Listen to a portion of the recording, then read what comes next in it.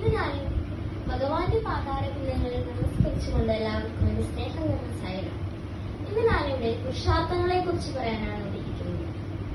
ഇവിടെ ഇരിക്കുന്ന മുതിർന്നവർക്കെല്ലാം പുരുഷാർത്ഥം എന്താണെന്ന് അറിയുമെങ്കിലും ഞാൻ എന്റെ കൊച്ചു കൂട്ടുകാർക്ക് വേണ്ടിയാണ് പറയുന്നത്.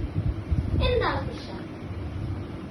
ധർമ്മം, അർത്ഥം, കാമം, മോക്ഷം എന്നിവയാണ്. മനസ്സിലാക്കാൻ എളുപ്പത്തിനായി നമുക്ക് കാമത്തിൽ നിന്നും തുടങ്ങാം.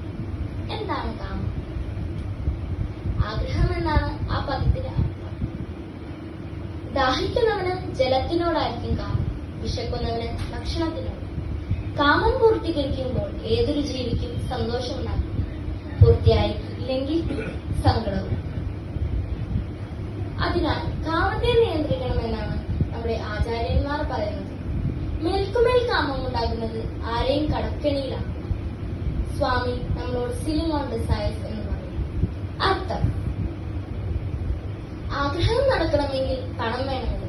പണം, സ്വത്ത് എന്നിവയെല്ലാം അർത്ഥം എന്ന പദം കൊണ്ടാണ് വിശേഷിക്കുന്നത്.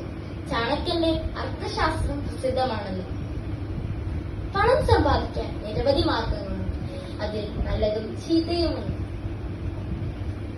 നമ്മുടെ ജീവിതത്തിൽ സുഖം, സന്തോഷം, ശാന്തി എന്നിവ ലഭിക്കണമെങ്കിൽ സത്കർമ്മം ചെയ്തേ മതിയാവും.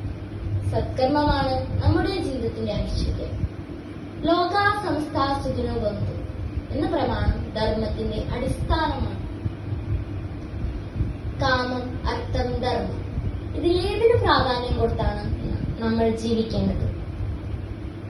കാമത്തിൽ പ്രാധാന്യം കൊടുത്ത് ജീവിച്ചാൽ രാവണനെ പോലെ ശിക്ഷ ഏറ്റുവാങ്ങി മരിക്കേണ്ടി വരും.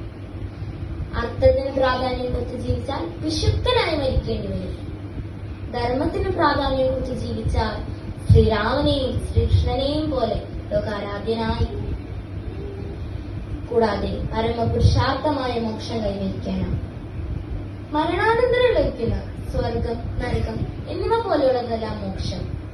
ജീവിക്കുമ്പോൾ തന്നെയുള്ള ഒരു ആനന്ദാവസ്ഥയാണത്. ആരോടും വൈരാഗ്യമില്ലാതെ എല്ലാവരെയും സ്നേഹിച്ചുകൊണ്ടുള്ള ഒരു ജീവിതാവസ്ഥയാണത്. മാനവ ജീവിതത്തിന്റെ ലക്ഷ്യം തന്നെ മോക്ഷമാണെന്നാണ് നമ്മുടെ ആചാര്യന്മാർ പറയുന്നത്. ഇപ്പോൾ 4 പദങ്ങൾ ഏതൊക്കെയെന്ന് നാം മനസ്സിലാക്കി. ധർമ്മം, അർത്ഥം, കാമം, മോക്ഷം. ഇതിനെ ക്രമപ്പെടുത്തി നോക്കിയാൽ പരമപ്രാധാന്യം ധർമ്മത്തിനാണെന്ന് കാണാം. ധർമ്മം അനുസരിച്ചുള്ള ജോലി ചെയ്ത് വേണം അർത്ഥത്തെ സമ്പാദിക്കാൻ. അർത്ഥം ശ്രദ്ധിച്ച് വേണം മിതമായ കാമത്തെ പൂർത്തീകരിക്കാൻ. അങ്ങനെ വരുമ്പോൾ പരമലക്ഷ്യമായ മോക്ഷം കൈവരിക്കാം. ആ ആനന്ദലഹരി, ആ ആനന്ദാവസ്ഥയിൽ, ആ ആത്മനിർവൃതിയിൽ എത്തിച്ചേരാൻ ഭഗവാൻ നമ്മളെല്ലാവരെയും അനുഗ്രഹിക്കട്ടെ എന്ന് പറഞ്ഞു ജയിച്ചു.